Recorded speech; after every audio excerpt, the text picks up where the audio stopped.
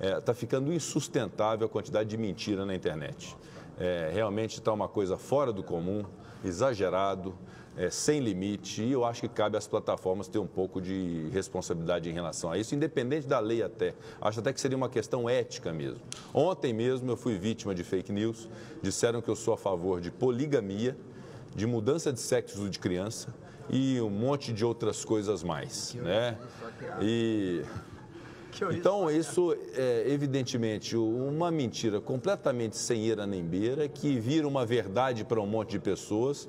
E, no meu caso, até vai lá, eu desminto, não estou disputando eleição, não há problema algum. Mas isso no momento eleitoral, em que o período é curto para poder conhecer as propostas de alguém, manipular informação com mentira, com desinformação, com a busca de deturpar a realidade e ferir a reputação de pessoas, é algo realmente insustentável. Nós não podemos mais conviver com isso. O Senado Federal já aprovou um projeto de lei de combate à fake news para colocar limites a essas plataformas digitais. Está na Câmara dos Deputados. Espero muito que a Câmara discipline essa questão. Nós temos o papel no âmbito da eleição de disciplinar no Código Eleitoral. E aí, de fato, que é muito importante seja por lei e não por resolução do Tribunal Superior Eleitoral, mas alguma coisa de fato precisa ser feita, porque essa quantidade de mentiras, de fake news e desinformação manipulada por gente que vive disso, um monte de gente desocupada, que não tem nenhum tipo de patriotismo verdadeiro e que fica o tempo inteiro na internet inventando mentira dos outros.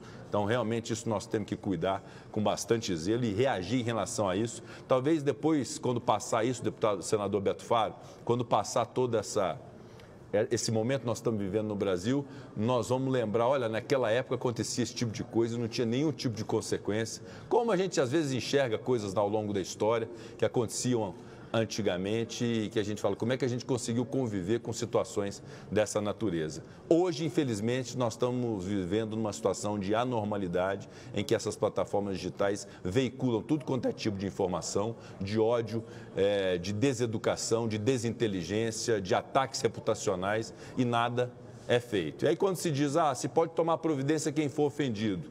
Me desculpe, a honra no Brasil tem valido muito pouco, porque quando vai para a justiça ou demora muito, ou no caso nosso de homens públicos, dizem que nós temos que ser obrigados a aturar a crítica, que isso faz parte da nossa atividade, quando na verdade não é crítica.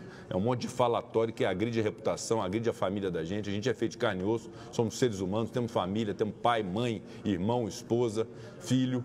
Então, não é possível que a gente possa conviver mais com essa realidade. Então, ao ensejo da sua fala, eu quero apenas que todos nós tenhamos o compromisso de um pouco de decência nessa rede social. Presidente, primeiro, para variar o meu respeito às suas palavras, sobre rede social, eu fui o pioneiro, o senhor deve ter conhecimento disso, no Brasil, na internet, quando eu trabalhava com o Silvio Santos no SBT. Foi o primeiro site do Brasil, a primeira TV, tvcajuru.com, e hoje eu confesso que eu tenho preguiça, não vejo mais, não acompanho mais, porque eu queria acrescentar apenas ao seu precioso comentário, e escorreito em todos os sentidos, que o que acontece nas redes sociais hoje é morte social. A definição é morte social, porque o senhor tem filhos, o senhor tem esposa, o senhor tem pai, o senhor tem mãe. Então imagina o que uma ofensa, o que uma fake news provoca. Em 2018, presidente, Goiás inteiro sabe disso, eu tive o apoio total do meu irmão, há 35 anos, governador Ronaldo Caiado, que ficou revoltado. Faltando 10 dias para a eleição, eu tinha 2 milhões de votos na pesquisa do Ibope. Eu perdi 400 mil votos em 10 dias por causa de uma fake news de um homem como eu, que fui coroinha, sacristão, seminarista, quase fui padre, ando com Cristo e com Nossa Senhora da Aparecida desde menino no pescoço. Simplesmente foi feita uma fake news comigo, montada da seguinte forma. Um jornalista me pergunta, o que você acha de Deus, Cajuru? Eu respondi, Deus é canalha. Alguém acredita que eu diria que Deus é canalha? Isso não é morte social? Então a gente realmente chegou ao ponto que não dá mais para aceitar e não adianta você desistir das redes sociais, você precisa realmente condená-las de forma rigorosa e é a única saída que existe, Porque se alguém me perguntasse hoje, para não ser mais longo, Cajuru, você acha que tem que acabar com rede social? Eu acho que sim. Eu tomei nojo. Eu falava com o meu amigo Cleitinho, que fizeram comigo por causa de uma brincadeira entre ele e eu. Nós somos amigos, todo mundo sabe disso, o senhor sabe da minha amizade com ele e ele comigo. Ele que sempre falou de mim na televisão. Eu falei da minha questão da visão, que eu desabafei com o senhor na reunião dos líderes e recebi o apoio de todos. Recebi, inclusive, uma mensagem lindíssima que nem meu pai nunca enviou, que foi do general Hamilton Mourão, que eu fiz questão de dar um abraço nele e agradecer, porque eu vivi um momento muito difícil, ainda vivo, porque eu estou próximo da cegueira. Nas minhas redes sociais, a minha mulher foi aos prantos, porque começaram a desejar que eu fique cego. Cego. Isso é morte social ou não, presidente? Sem dúvida, senador Jorge Cajuru, nossa solidariedade, estimamos suas melhoras, viu? Cuide da saúde, nós precisamos vê-lo bem. Outro dia aqui numa brincadeira, eu assisti a brincadeira entre o senador Cajuru e o Cleitinho. As pessoas deturpam tudo, quer dizer, fazem, né? E são coisas que acontecem naturalmente, mas... E dizer que eu acho que agora não é uma questão de ser de centro, de direita ou de esquerda. É uma questão de a gente ter realmente a responsabilidade para poder ajudar as pessoas que muitas vezes são massacradas e não tem nem como sair. É cancelada, do dia para a noite você é cancelado. A minha intervenção aqui, presidente, era para dirigir a Vossa Excelência e ao senador Cajuru.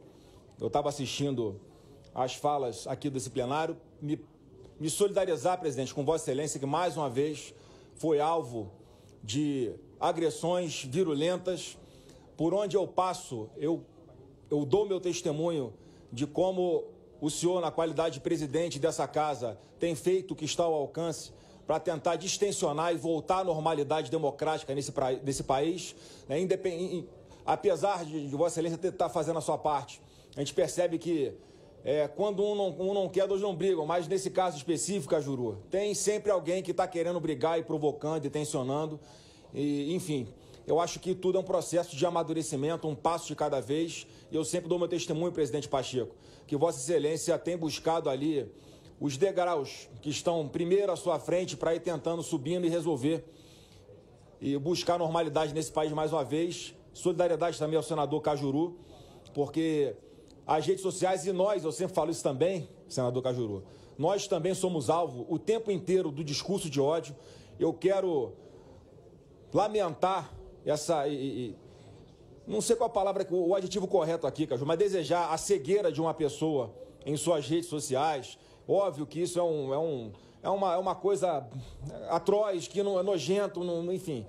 Esse tipo de pessoa, é aí que eu quero chegar, a gente tem que discutir aqui nessa casa, não é censura de rede social. A gente tem que defender sim a liberdade de expressão, a liberdade de imprensa, mas o problema está em quem vai controlar, e quem vai ter o controle disso, o que é censurado e o que não é censurado. Então não pode estar na mão de uma pessoa esse poder de decisão. É difícil você colocar no texto da lei alguma tipificação que abranja todas as situações. Então tem alguns caminhos que cabe aqui ao Legislativo discutir. Um processo judicial mais célere, com prazos, por exemplo, que existem na Justiça Eleitoral para esse tipo de situação em redes sociais, alguma espécie de câmara de arbitragem, um juizado especial para esse tipo de causa, para que possa ter uma resposta rápida e que os efeitos, as consequências de uma fake news publicada, de um discurso de ódio publicado, não produzam seus efeitos de forma avassaladora de uma maneira tão rápida. Então, a gente tem caminhos a se discutir para que não entremos nessa seara de censurar, porque é inconstitucional qualquer projeto nesse sentido. E o meu ponto de vista, e falo aqui para concluir, presidente, como alguém que tem na sua família alguém que foi vítima de uma situação que ultrapassou apenas o discurso de ódio, chegou aos finalmente, e graças a Deus o presidente Bolsonaro está vivo hoje porque foi alvo de um atentado político por parte de um ex-integrante de um partido de extrema esquerda.